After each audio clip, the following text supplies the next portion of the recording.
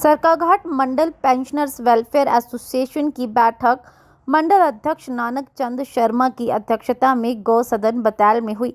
इस बैठक में लगभग 150 पेंशनर्स ने भाग लिया। संगठन के महामंत्री ताराचंद ठाकुर ने उपस्थित सभी पेंशनर्स का स्वागत किया। पिछली बैठक के बाद स्वर्ग सिधार चुके खेमचंद शर्मा एवं ज्ञानचंद नारंग जिला खाद्य एवं आपूर्ति अधिकारी को 2 मिनट का मौन रखकर श्रद्धांजलि अर्पित की गई।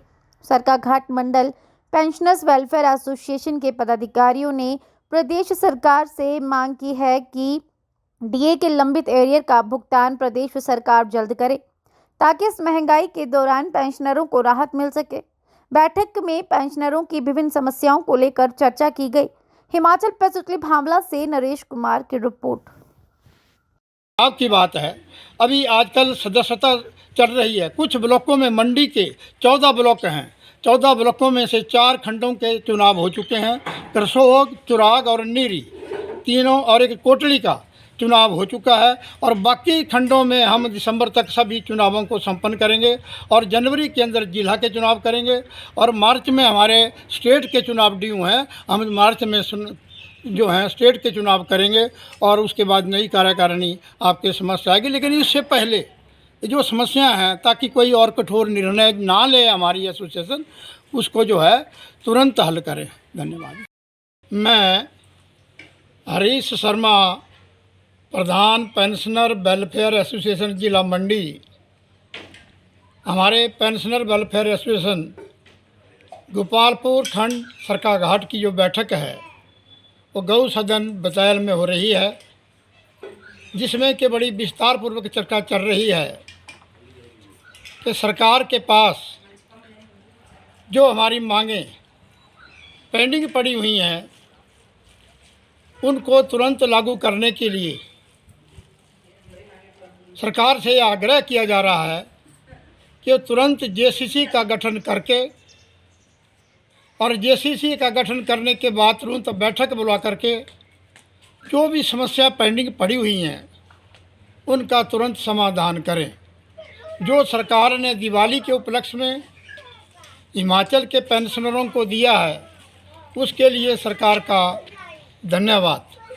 लेकिन जो मांगे पेंडिंग पड़ी हुई है अभी 2016 के बाद और 2022 के अंदर जो सेवानिवृत्त हुए हैं कर्मचारी, उनके कोई भी ड्यूज किसी को नहीं मिले।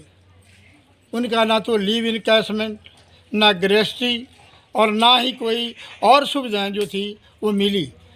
मेडिकल बिलों के भुगतान के लिए अलग प्रावधान सरकार ने किया, लेकिन उस पैसे से कोई गुजारा अभी तक पेंशन इनके बिलों का, मेडिकल बिलों का भुगतान नहीं हो पा रहा है।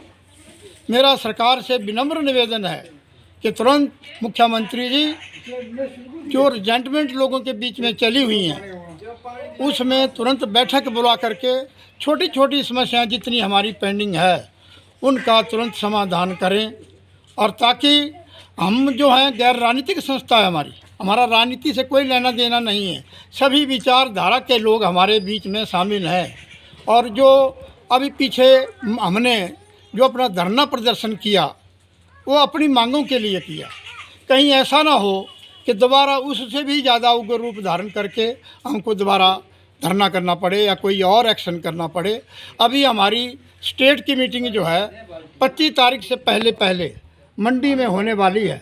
उसमें शायद कठोर से कठोर निर्णय भी लिया जा सकता है, तो उससे पहले ही जो कमियां हैं उनको पूरा करे सरकार। और उस बैठक के बाद और मुझे एक उम्मीद और है कि पिछले साल जो हमारा स्थापना दिवस 18 दिसंबर को होता है उसमें आपने समय दिया था हमको, लेकिन किसी कारणवश आप वहाँ नहीं आ सके। सोलन में रखा था लेकिन आ नहीं सके। इस साल मुझे उम्मीद है कि हमारे मुख्यमंत्री जो हैं सुखविंदर सिंह सुक्खू जी पेंशनरों से मिलने के लिए तुरंत जो है वो 17 दिसंबर का समय दें और उस बैठक में आएँ ताकि सभी पेंशनों की समस्याओं को वहाँ सुने। सभी पेंशनर हम एकजुट हैं और एक साथ चल रहे हैं। इन समस्याओं का समाधान तुरंत करें जेसीसी की बैठक बुला करके। धन्यवाद। पहले तो ये थी कि 5, 10, 15% हमारे को 65, 70 और 75 वर्ष की आयु प्राप्त करने पर मिलना चाहिए। और इसके बाद 2 वर्ष के अंतराल के ऊपर एक तीर्थ यात्रा भत्ता मिलना चाहिए बेसिक पेंशन के बराबर। और हमारा जो मेडिकल भत्ता है वो 500 से बढ़ाकर 1000 होना चाहिए, जैसा पंजाब में है। लेकिन सरकार जो है वो धीरे धीरे सभी मांगों के प्रति उत्तरदायी तो है और मान भी रही है, लेकिन अपनी परिस्थितियों को ध्यान में रखते हुए सरकार कहती है कि अभी तक हम इसमें सक्षम नहीं हैं। लेकिन अभी सरकार ने जो 75 वर्ष से ऊपर वाले जितने भी पेंशनर थे उन्हें जो उनका 16 के रिवीजन का बकाया था वो एक मुश्त 2 किस्तों में दे दिया। और ये बकाया जो है इसके साथ साथ एक हमें एक डीए की किस्त जो है वो भी मिल गई कैश में। और सितंबर और अक्टूबर महीने में दोनों किस्तों में पूरा बकाया जो हमें मिल चुका है। तो अभी भी हमारी सरकार से ये मांग है कि जीवंत संस्था है हमारी, और इसमें एक मांग ख़त्म होती है तो दूसरी पैदा हो जाती है। तो दूसरी मांग ये है कि जेसीसी का गठन किया जाए और पेंशन कल्याण बोर्ड का भी गठन किया जाए, ताकि पेंशनर जो हैं वो अपनी मांगों को ऑन द टेबल जो है सरकार के प्रतिनिधियों से डिस्कस करें और उनको समझाएं, उनको मनाने की कोशिश करें। बाकी हमारा जो है समाज में जैसा उत्तरदायित्व है कि हम समाज में अपने युवा पीढ़ी को नशे से मुक्त करना चाहते हैं, उनका मार्गदर्शन करना चाहते हैं, चाहे वो मार्गदर्शन नैतिक मार्गदर्शन हो, सामाजिक मार्गदर्शन हो, राजनीतिक मार्गदर्शन हो। हमें अपने परिवार में भी एक अहम भूमिका निभानी है, क्योंकि बच्चों का भी मार्गदर्शन करना है ताकि वो परिवार को टूटने से बचाएं, हमारा परिवार जो है वो ठीक खुशहाल रहे। ये हमारा